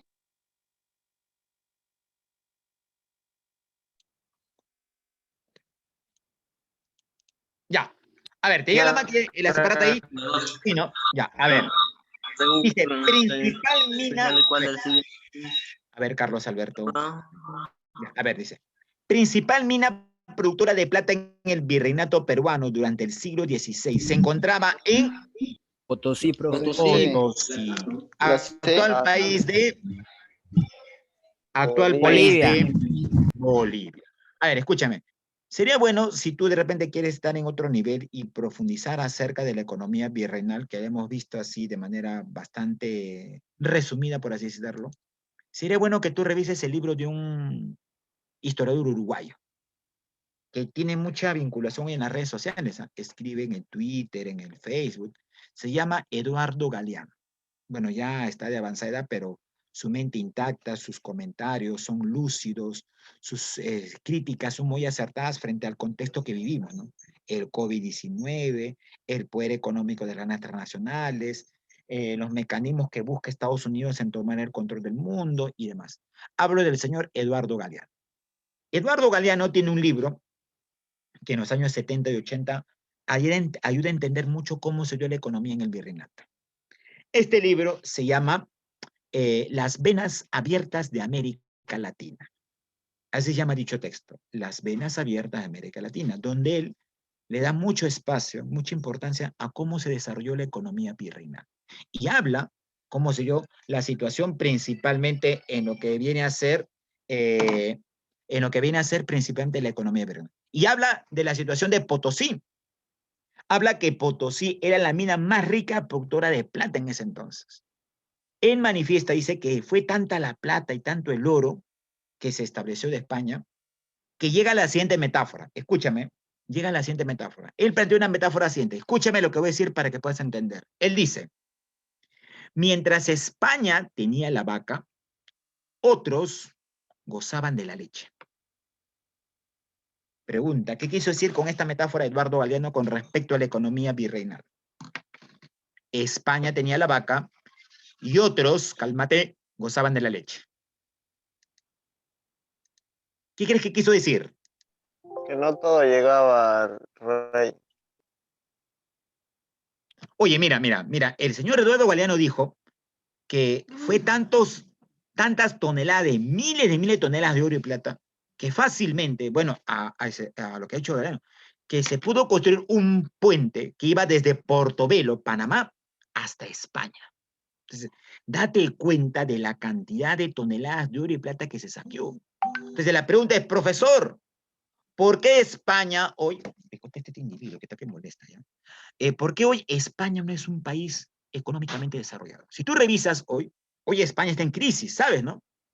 España está en una establecida crisis económica. Si España no ha colapsado hoy económicamente es porque forma parte de la Unión Europea. Cuando Eduardo Galeano dice que España tenía la leche y otros, perdón, España tenía la vaca y otros gozaban de la leche, quiere decir que el oro y la plata que se sacaba del Perú, del virreinato peruano, el Perú no lo aprovechaba. Bueno, perdón, España no lo aprovechaba. ¿Sabes qué hacía? España se lo entregaba, le daba a concesión a los ingleses, a los franceses, a los alemanes, para cubrir sus inmensas deudas. España no se quedaba con nada. Y eso explica por qué España en casi más de 3 siglos no sacó ningún provecho económico de la riqueza económica de las colonias. Porque estaba endeudada. Y toda historia de plata sirvió para pagar las deudas. Más bien, ese oro y esa plata que se sacó del Perú, que España le entregaba a estos países que te mencioné, sirvieron para que Inglaterra, Francia, Alemania, años más tarde, desarrollaran la revolución industrial y se convirtieran en potencias económicas en Europa. Eso también hay que tomarlo en cuenta. Ya. Pregunta 2 dice, señale cuál de los siguientes impuestos se aplicaba a la venta de la sal. La sal era un impuesto muy importante en el mundo indígena. ¿Y era qué impuesto? ¿Alguna idea? Mojo. El mojonazgo. Muy bien. El impuesto llamado el mojonazgo. No. El mojonazgo. Entonces, ay. Ya. Pregunta 3 dice, a ver, la principal mina productora de argentífero del Alto Perú. A ver, ¿qué es argentífero? ¿Alguien puede decirme qué mineral es argentífero? A ver, Natalie Ramos. ¿Cómo apaga es? tu audio. Cuando tomas, o sea, son adictos a la gaseosa. No pueden estar ni un día sin tomar. Apaga su micro. Y la cabeza está parte del cerebro, el estrés, porque tiene compuestos. Señorita Natalie, apaga tu audio, niña. Ya. Mira, escúchame. Pregunta, jovencitos. Pregunta. ¿Qué mineral es llamado argentífero? ¿Alguien puede decirme qué mineral es Plata. argentífero? La plata, pues. Por eso que, ¿cuál es el símbolo químico de la plata? AG. Ag. Porque viene de argentium, que es el nombre en latín que le da la plata. Entonces, ¿cuál va a ser la mina productora de plata más grande en la colonia en ese entonces? ¿Estaba concentrada en qué mina? Pregunta 3. Sí. Potosí, pues Potosí. Pregunta 4 dice, la obtención de la fuerza de trabajo para la mita minera se encontraba a cargo de Virrey. El corregidor el Arriaga. corregidor, pues el corregidor. ¿Por qué razón? Te lo explicaba. El corregidor era el que iba pueblo en pueblo para reclutar indígenas y llevarlo a la aplicación de la mina minera, de la mita minera. El corregidor se encargaba de cobrar los impuestos y sobre todo de entregar los repartos mercantiles. A lo largo de la gran parte de la colonia, la educación destacó ¿qué pensamiento? Bueno, recordar que en la colonia la educación estaba a cargo de las órdenes religiosas. Y en las órdenes religiosas estaba el pensamiento escolástico, que creo que ustedes lo han visto en filosofía. Y la escolástica planteaba, pues, seguir sin titubeos los dogmas, los principios de la Iglesia Católica. De Santo Tomás de Aquino, de Tomás de Aquino o de Agustín Hipona. Hipona. Claro, bueno. A ver, pregunta número 7 dice, principio económico bajo el cual se organizó el virreinato del Perú En el y 5, las ¿cuál nuevas era, leyes de Indias. profesor? Perdón. ¿Dónde estamos? Ya, la 5. 5. Impuesto aplicado al comercio, la exportación por el Pacífico. Era la alcabala, ¿ya? La alcabala. Ya. Principio económico bajo el cual se organiza el virreinato del Perú. Bueno, y acá debe ser las nuevas leyes de Indias. Bueno, hay un error quizás me tipear. ¿Bajo qué principio económico se estableció el virreinato del Perú? Recuerda que el virreinato del Perú se establece para que España tome el control directo de sus colonias, de sus materias primas y sus riquezas. Por lo tanto, ¿qué principio? Monopolio. No, hay otro principio, mucho más importante. El monopolio se aplica Escolismo. No, a ver, escúchame. Mercantilismo, profesor. Escúchame. Es el principio por la cual España toma el control directo de sus colonias y de sus riquezas. Casa. En la cual España interviene. No, pero... Intervencionismo, jovencitos. El intervencionismo va a ser un principio por la cual la corona española toma el control. Interviene directamente, toma el control de la minería, Profe. toma el control del comercio. Profesor, ¿podría marcar las respuestas? Las Claro ¿cuál que era, sí. profe? A ver, vamos a marcarlas. Un momentito. ¿Cómo es esto? A ver. Profesor, no se le escucha bien. ¿Podrían hablar un poco más fuerte? Por favor. Ya, listo, no te preocupes. A ver, acá en la pregunta 6 es escolástica. Sí. ¿Ya? En la pregunta 7, intervencionismo. ¿Ya? Ve. En la pregunta 5 D. es alcabala. ¿Ya? Alcabala. Entonces, digo que la clave es intervencionismo porque España interviene directamente en la economía a través del comercio, la explotación minera y demás. Señale que hecho aceleró la abolición. A ver, pregunta, ¿qué indica la palabra abolir? Destruir.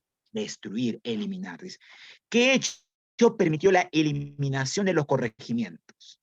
Planteado con las reformas borbónicas, pues. Se eliminan los corregimientos y se crean las intendencias. ¿Debido a la rebelión de quién? Tupac. De Túpac Amaru II. ¿Y en qué año se dio dicha rebelión? A. 1800. 1781. Claro. Letra A. 1780-1781. ¿Ya? Muy bien. A ver. ¿Ya anotaste acá? ¿Puedo borrar esto para pasar a esta página? ¿Anotaste ya las claves? ¿Sí, no? Ya. Borro para pasar a la siguiente página. Listo. Ya. A ver, pasamos a la siguiente página aquí. Perdón.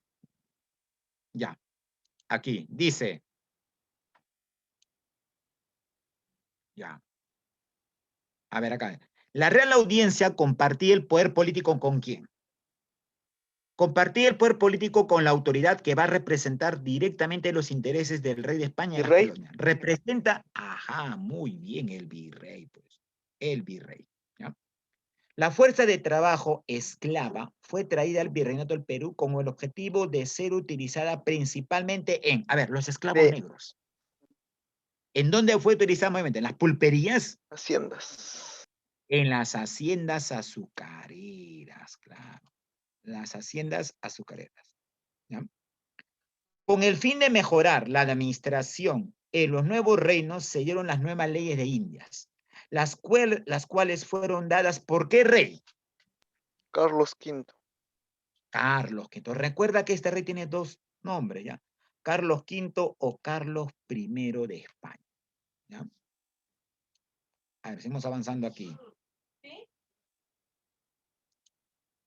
Pregunta 12 dice, la institución que se encargó de controlar la entrada de la literatura, considerada peligrosa en la colonia, era una institución que se encargaba de controlar qué libros o no se podían leer en España o en las colonias, debido a que algunos libros podían cambiar la ideología. Por ejemplo, en el siglo XVIII ya era muy difundida la Ilustración francesa. ¿Qué institución es esa? D. Tribunal de Consulado. No, es el Tribunal del Santo Oficio, o también llamada la Santa Inquisición. ¿No? La Santa Inquisición. El Tribunal de Santo Oficio, o también llamada la Santa Inquisición. Muy bien. Bien, lo vamos a dejar acá, jovencitos, me informan por interno que tienen que ya dar la respectiva EVA o su respectiva evaluación del día de hoy.